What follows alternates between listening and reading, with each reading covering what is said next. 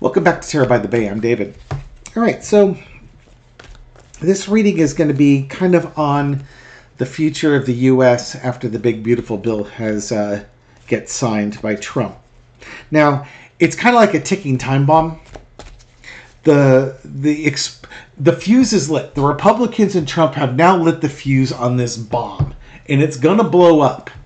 But it's not really going to really start blowing up until the end of 2026, after the elections, the midterms have.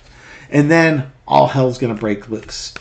So, you can ask will the Democrats be elected in such numbers that they can defuse the bomb before it goes off, or at least try and minimize the damage once it does go off.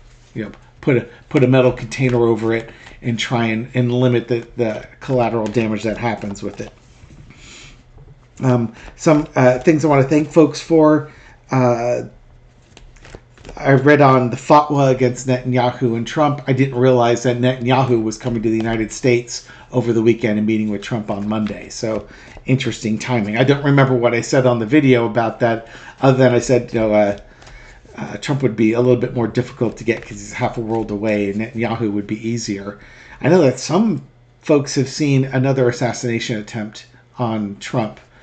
And you can imagine Israel's, they would probably have a national holiday if you could get both of those people out in one go. I'm not advocating for that. I do not want to see a violent end to either person. But I'm just saying that if nobody would be losing any sleep in Iran if that happened. That whoever did it would probably be a national hero. Just saying. Again, I don't advocate for that. I don't want that to happen. I don't need any martyrs on that side of things.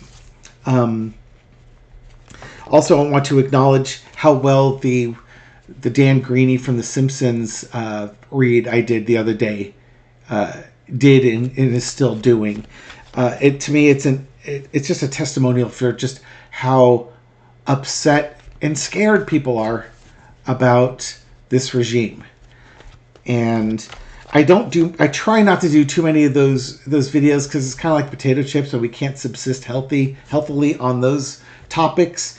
But somebody else, this is the writer for Simpsons, who predicted Trump would run for president, and many intuitives have wondered if he's in touch with spirit, because he seems to really pull some wild ones out of the hat.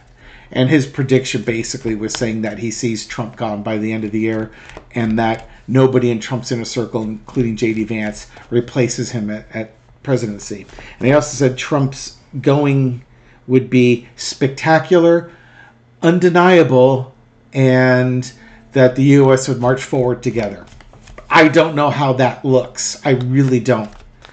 When I was on with my brother the other day, I kind of speculated, I think it was with Marina on our Taco Tuesday, that about the only way that you could really get MAGA to turn on Trump, or the majority of them, is if he tries to take away their guns. That's about the only thing I can think of that they value more than their love for Trump, is the love for their AR-15s and AK-47s. Seriously. I mean, I can't think of anything that they want more. If you had to say you can support Trump or you get to keep your guns, that would probably be the hardest choices they'd ever have to make. They could give up everything else. Their family, their trucks, certain freedoms, all sorts of stuff like that. But what a hell of a world we live in. The topic of this reading today, I was thinking about sandals and beaches. Not because I want to go to the coast, but these all-inclusive resorts and how, the future of the United States and where we're going. It's going to see a very small percentage of people are going to hold the majority of the wealth.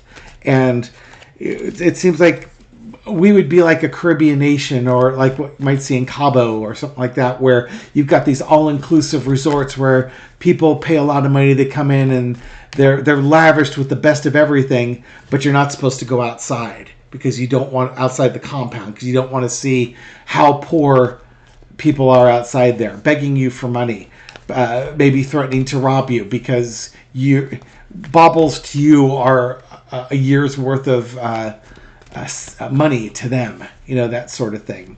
The other part I want to bring up is the U.S. is currently on the same trajectory that Russia was 30 years ago. And you don't want that. Looking at how the Russian military is not performing in Ukraine, it's all the corruption that takes all the money out, all this money devoted to their military, and it's all being, siphoned off. That maybe 10% of it makes it to the military, and they're not prepared. And that's not what we want. Plus, it's ruled by oligarchs and things like that. But I want to look at the future of the U.S. with the big, beautiful bill.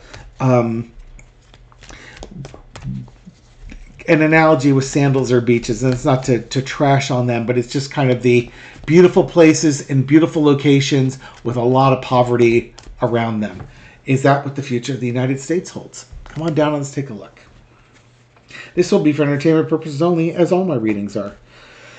Foundation of the reading is the Ace of Pentacles. Big money and repeating things if we're not careful.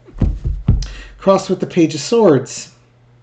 Young people, oh yeah, okay. So here's the thing. We could go down that route, but the thing that's going to push back is going to be young people. Young people taking a stand, because they are the future. The more that in order for this big money experiment to work, young people have to be controlled. And young people aren't always controllable. Underneath it all is the Strength card. And that's where I see the Strength card coming in. It's trying to force this new way of thinking, as in, this is just, you have to accept this. You have to swallow this bitter pill. That's what you have to do in order to survive. And what's going to push back against it is young people saying, no, I resist this. This is not the way things could be. Is that the Five of Swords underneath there? No, Knight of Swords. Something that would be charging forward. And there's your Five of Swords. In the past, Five of Swords, using every trick in the book, and I do mean that literally, to take both houses in Congress and the presidency. We saw this in when Trump won his first election, and the Republicans took everything, and they couldn't get squat done in 2 years. And then the Democrats at least got control of Congress, or one if not both houses of Congress. It slowed Trump down for the next 2 years. But it's like the Republicans took off the mask of trying to show that they represented people. It was like a sprint to the finish line. And here's the finish line. This is the race that they wanted. They wanted tax cuts for the wealthy, and that first budget bill had those tax cuts sunsetting after like 8 or 10 years. And now they want to get rid of the sunsetting part. The tax breaks for the middle class, that sunsetted after 2020, because if the Democrats get in, then the middle class breaks, and there's tax breaks, and they're not getting this tax breaks. They get mad at the government, and it's going to be the Democrats in charge, even though they didn't pass any type of budget bill. The Republicans showed us who they are. And it's now this sprint using any trick imaginable to control all of Congress so you can make these tax breaks permanent. Young people are the key to fighting this. Current situation, the Nine of Coins. The wealthy are winning. They've got what they wanted. This is what they wanted. This is what they get. Now, I want to throw, I don't know what the next cards are going to be, but I'm going to throw a little analogy out there. I would imagine those all-inclusive resorts have pretty good security. But could you imagine if the populace around them got tired of the wealthy people getting the best beaches and the best of everything, and they decided to storm the castle, as it were? It wouldn't end up well for those resorts. Just saying. You got to give back to the community. Overarching energy is the Six of Swords.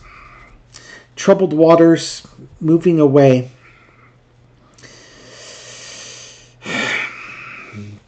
I think right now there's a lot of anxiety leading up to this. You know what they're doing is, because the worst of this ticking time bomb doesn't happen for 2 years, it's just like a getaway for the wealthy and the politicians that did this. Our job is to not let them forget that they did this, not to let the voting public forget who did this and why. They're counting on the news cycle changing so many times that people forget, and it's just the new normal. The lesson to be learned is the star card. This one came up yesterday. I do remember that, or the other day. Integration versus exclusion. Do you want to be part of the collective, or do you want to be separate? Being separate is wasted.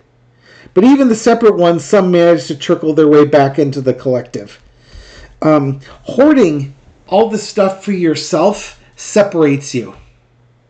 And maybe the ones that go off and see the impoverishment around them, maybe they come back and realize the error of their ways and become more generous because they appreciate what they have and they still have humanity and empathy. But for many, they won't. They're just going to be empty vessels. This vessel can always be replenished from the collective. This one will eventually run out. Outcome is the Queen of Cups. Things will be fine until they're not.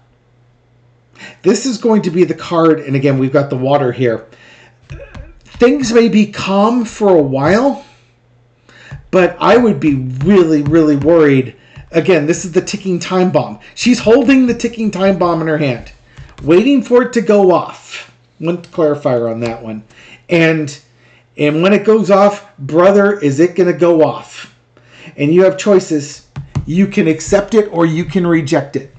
And when I say ticking time bomb, what I mean is that, again, the worst of these cuts don't go into effect until after the midterm elections. But the ticking time bomb is also going to be people just sort of, simmering. The anchor point is palpable, and it's there, and it's waiting. And at some point, it's going to explode. And it won't be a measured response when it happens.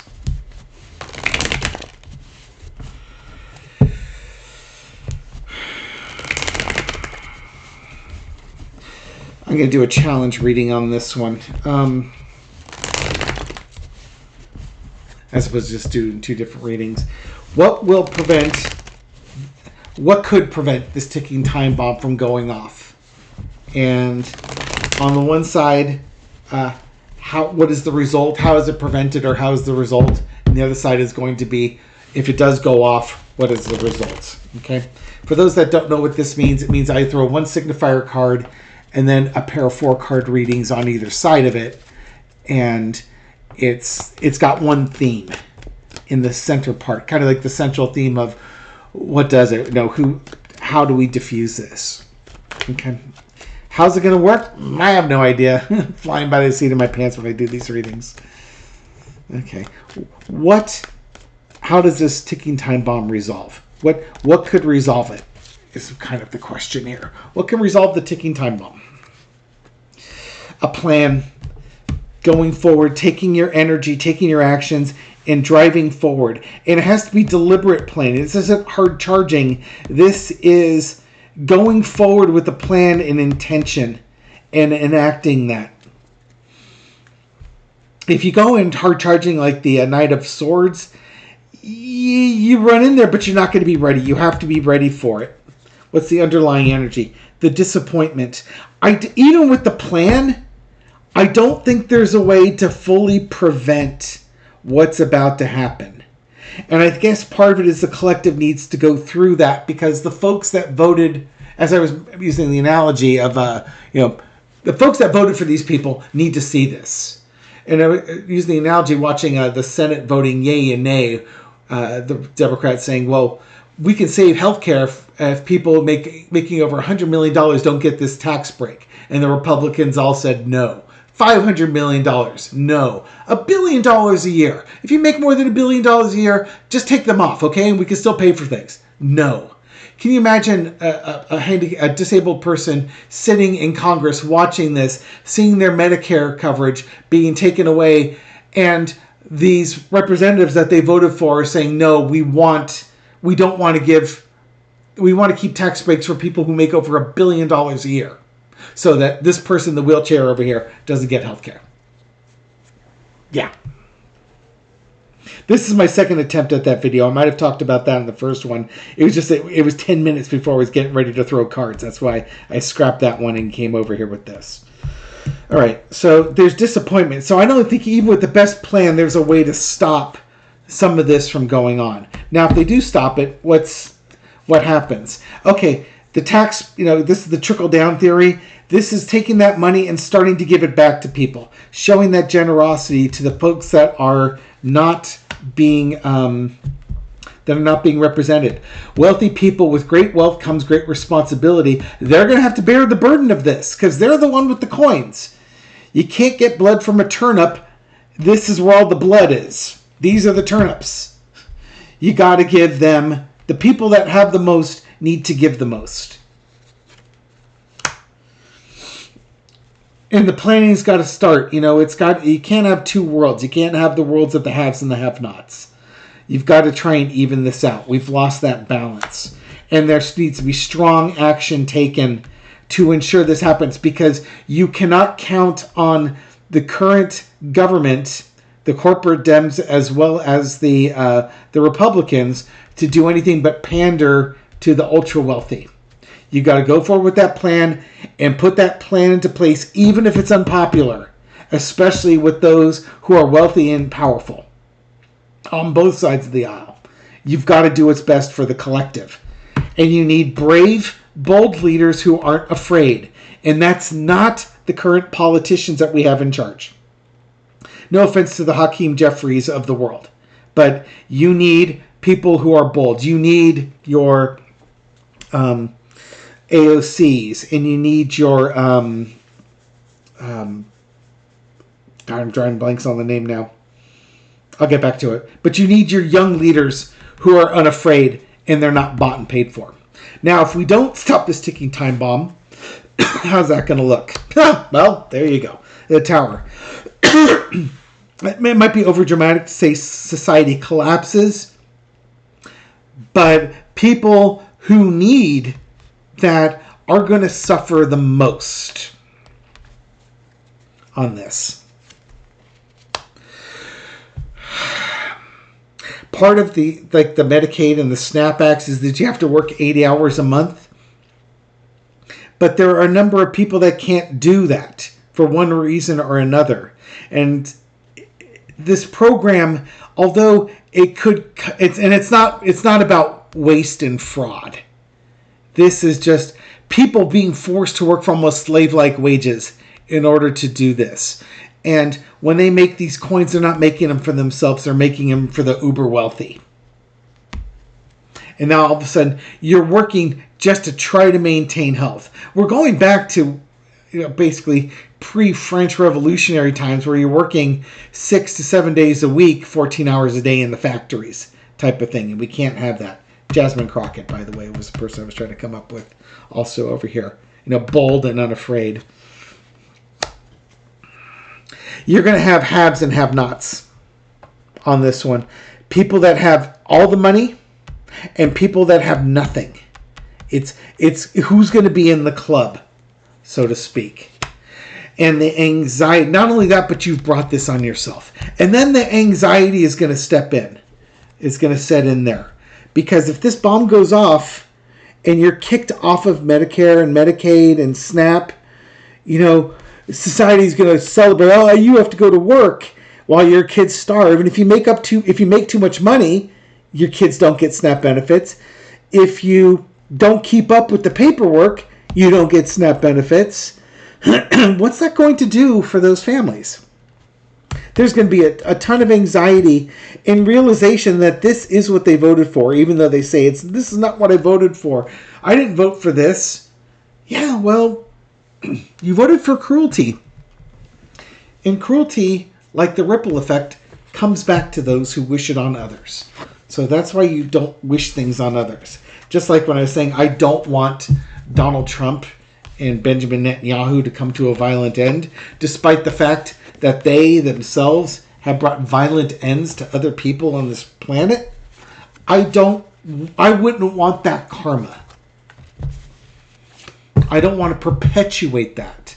I want them to meet their demise in the most just way possible, however that looks. It's not revenge.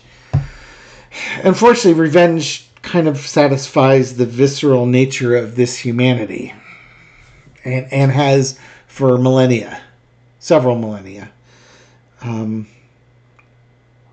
But we'll see. We don't really control how this all works out.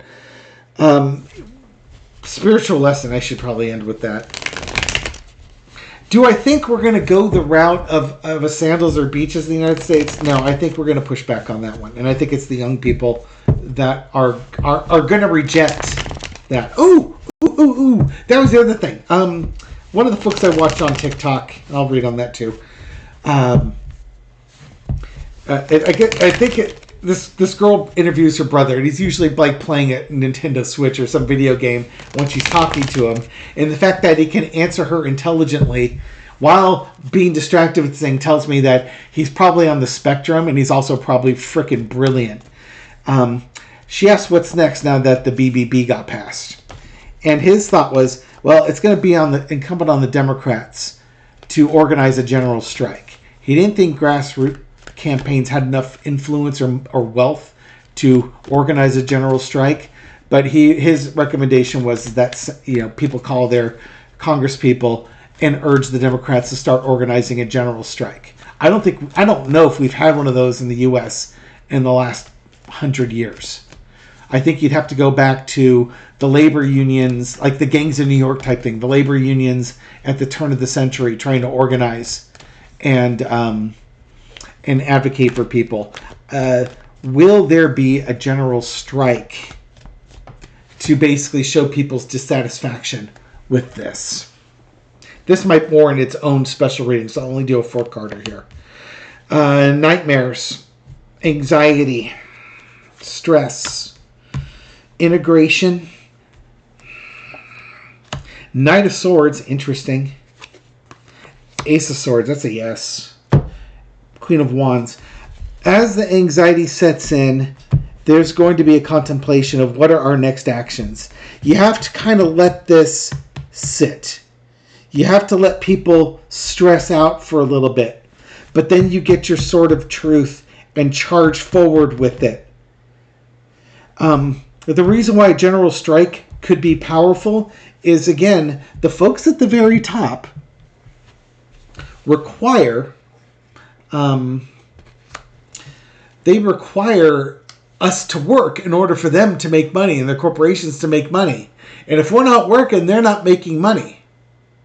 And if they're not making money, they don't have the skills to do it on their own. You know what I mean? They just sit on top while everybody else rows. And if nobody's rowing, it's not like they can get down and row. You know what I mean?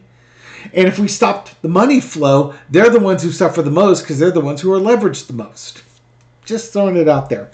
Also, I'm not going to throw a second card on the spiritual meaning because I think this covers it as well. What's the spiritual meaning take over this? This is an anxiety-inducing time which is going to spur people onto action. It's kind of like if MAGA thinks they're up here and we're down here, or vice versa, however you want to look at it, you have to show that we're from the same cup and we all suffer this together. We're all part of the collective. The people that are not part of the collective aren't going to suffer. Everybody else is, to a greater or lesser extent. You have to let this blend and give them time to realize what's happened.